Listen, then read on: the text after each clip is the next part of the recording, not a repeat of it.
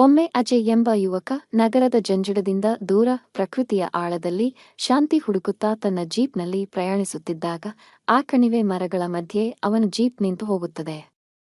ಏನು ಮಾಡಬೇಕೆಂದು ತೋಚದೆ ಅವನು ನಿರಾಸೆಯಿಂದ ಕುಳಿತಿದ್ದಾಗ ಆ ಆಳವಾದ ಮೌನವನ್ನು ಭೇದಿಸಿ ಆನೆಗಳ ಹಿಂಡೊಂದು ಅಲ್ಲಿಗೆ ಬರುತ್ತದೆ.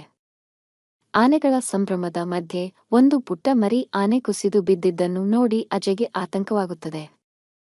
ಈ ದೃಶ್ಯವನ್ನು ಕಂಡ ದೊಡ್ಡ ಆನೆಯೊಂದು ಅವನತ್ತ ತಿರುಗಿ ದೀನವಾಗಿ ಗೀಳಿಡಲು ಶುರುಮಾಡುತ್ತದೆ.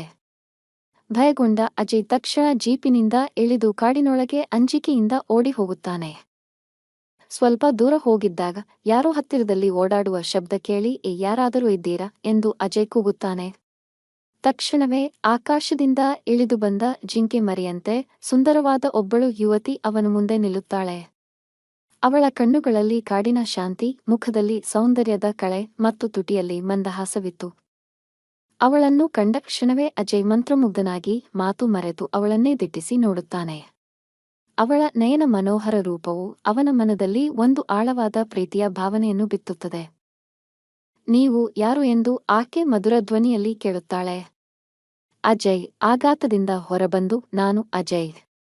ಕಾಡಿನ ಮಧ್ಯೆ ನನ್ನ ಜೀಪ್ ಕೆಟ್ಟು ಹೋಗಿದೆ ಎಂದು ಹೇಳುತ್ತಾನೆ. ಆಕೆಯ ಹೆಸರು ಸುಮಾ ಎಂದು ತಿಳಿದು ಅವರಿಬ್ಬರೂ ಆನೆಗಳಿದ್ದ ಸ್ಥಳಕ್ಕೆ ಹೋಗುತ್ತಾರೆ. ಸುಮಾ ಆನೆಗಳ ಬಳಿ ಹೋಗಿ ಕುಸಿದು ಬಿದ್ದಿದ್ದ ಮರಿ ಆನೆಯ ಕಾಲಲ್ಲಿ ಸಿಕ್ಕಿಹಾಕಿಕೊಂಡಿದ್ದ ಮುಳ್ಳನ್ನು ಎಚ್ಚರಿಕೆಯಿಂದ ತೆಗೆದು ತನ್ನ ಕೌಶಲ್ಯದಿಂದ ಗಿಡಮೂಲಿಕೆಗಳ ರಸವನ್ನು ಹಿಂಡಿ ಗಾಯಕ್ಕೆ ಹಚ್ಚುತ್ತಾಳೆ.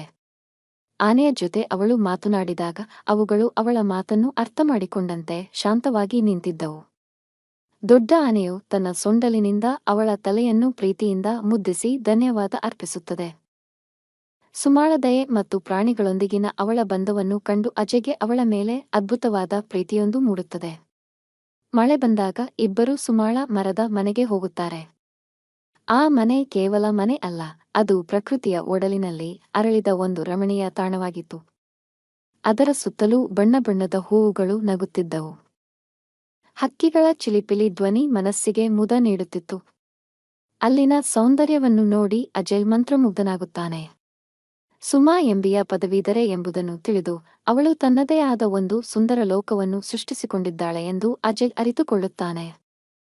ಅಜಯ್ಗೆ ಸುಮಾಳ ಪ್ರಶಾಂತವಾದ ಸೌಂದರ್ಯಪೂರ್ಣ ಜೀವನಕ್ಕೆ ತನ್ನ ಗಡಿಬಿಡಿಯ ಜೀವನ ಹೊಂದಿಕೆಯಾಗುವುದಿಲ್ಲ ಎಂದು ಅನಿಸುತ್ತದೆ.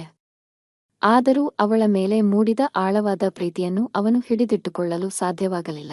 ಒಂದು ದಿನ ಅವಳ ಬಳಿ ಬಂದು, ನನ್ನನ್ನು ಕಂಡ ಮೊದಲ ಕ್ಷಣದಲ್ಲೇ ನಿನ್ನ ಮೇಲೆ ಪ್ರೀತಿಯಾಗಿಬಿಟ್ಟಿದೆ ಎಂದು ತನ್ನ ಮನದ ಮಾತು ಹೇಳುತ್ತಾನೆ. ಆದರೆ ಸುಮಾ, ನಮ್ಮ ಜೀವನಗಳು ಬೇರೆ ಬೇರೆ ಹಳಿಗಳಂತೆ ಎಂದಿಗೂ ಒಂದಾಗಲು ಸಾಧ್ಯವಿಲ್ಲ. ನನ್ನ ಜೀವನ ಈ ಕಾಡಿನೊಂದಿಗೆ ಬೆಸೆದುಕೊಂಡಿದೆ ಎಂದು ಹೇಳುತ್ತಾ ನಿರಾಶೆ ವ್ಯಕ್ತಪಡಿಸುತ್ತಾಳೆ. ಅಜಯ್ ಜೀಪ್ ಸರಿಪಡಿಸಿಕೊಂಡು ಹೊರಡುತ್ತಾನೆ. ಆದರೆ ಅವನ ಹೃದಯ ಕಾಡಿನಲ್ಲೇ ಸುಮಾಳ ಬಳಿಯೇ ಉಳಿದು ಹೋಗುತ್ತದೆ. ಅವಳ ನೆನಪಿನಲ್ಲಿ ಅವನು ದುಃಖದಲ್ಲಿ ಮುಳುಗುತ್ತಾನೆ. ಸುಮಾಳ ಸ್ಥಿತಿಯೂ ಅದೇ ರೀತಿ ಇರುತ್ತದೆ. ಸುಮಾರು 6 ತಿಂಗಳ ನಂತರ ಅಜಯ್ನ ತಂದೆ ರಾಮ್ ಮತ್ತು ತಾಯಿ ರಾಧಾ ಸುಮಾಳನ್ನು ಹುಡುಕಿಕೊಂಡು ಬರುತ್ತಾರೆ. ಅಜಯ್ನ ತಂದೆ ಸುಮಾಳ ತಂದೆ ವಿಶ್ವಾಸ್ನ ಹಳೆಯ ಸ್ನೇಹಿತ ಎಂದು ತಿಳಿದು ಎಲ್ಲರೂ ಸಂತೋಷಪಡುತ್ತಾರೆ. ನಂತರ ಅಲ್ಲಿಗೆ ಬಂದ ಅಜಯ್ ಸುಮಾಳ ಕೈ ಹಿಡಿದು, ಈ 6 ತಿಂಗಳು ನಿನ್ನನ್ನು ಮರೆಯಲು ಎಷ್ಟೇ ಪ್ರಯತ್ನಿಸಿದರೂ ನನ್ನ ಮನಸ್ಸಿನಿಂದ ದೂರ ಮಾಡಲು ಆಗಲಿಲ್ಲ. ನಿನ್ನಿಂದ ದೂರ ಇರುವುದು ನನಗೆ ಒಂದು ನರಕದಂತೆ ಎಂದು ಹೇಳುತ್ತಾನೆ. ಅವನ ನೋವಿನ ಮಾತುಗಳನ್ನು ಕೇಳಿ ಸುಮಾಳ ಕಣ್ಣಲ್ಲಿ ನೀರು ಜಿನುಗುತ್ತದೆ. ಅವಳು ಅವನ ಪ್ರೀತಿಯನ್ನು ಸ್ವೀಕರಿಸಿ, ನನಗೂ ನಿಮ್ಮಿಂದ ದೂರ ಇರಲು ಸಾಧ್ಯವಾಗಲಿಲ್ಲ ಎಂದು ಹೇಳಿ ಅವನನ್ನು ಬಿಗಿಯಾಗಿ ತಬ್ಬಿಕೊಳ್ಳುತ್ತಾಳೆ. ಇಬ್ಬರ ಪ್ರೀತಿಯನ್ನು ಕಂಡ ಅವರ ಕುಟುಂಬಗಳು ಸಂತೋಷದಿಂದ ಅವರನ್ನು ಒಪ್ಪಿಕೊಳ್ಳುತ್ತವೆ. ರಾಮ್ ಮತ್ತು ರಾಧಾ, ನಿಮ್ಮಿಬ್ಬರ ಸಂತೋಷವೇ ನಮಗೆ ಮುಖ್ಯ, ನಾವೆಲ್ಲರೂ ಇಲ್ಲಿಗೆ ಸ್ಥಳಾಂತರಗೊಳ್ಳುತ್ತೇವೆ ಎಂದು ಹೇಳಿ ಅಜಯ್ ಮತ್ತು ಸುಮಾಳ ಪ್ರೀತಿಯನ್ನು ಪೂರ್ಣಗೊಳಿಸುತ್ತಾರೆ. ಕೊನೆಯಲ್ಲಿ ಅಜಯ್ ತನ್ನ ಪ್ರೀತಿಯ ಸುಮಾಳ ಕೈ ಹಿಡಿದು ಎಲ್ಲರ ಆಶೀರ್ವಾದ ಪಡೆಯುತ್ತಾನೆ.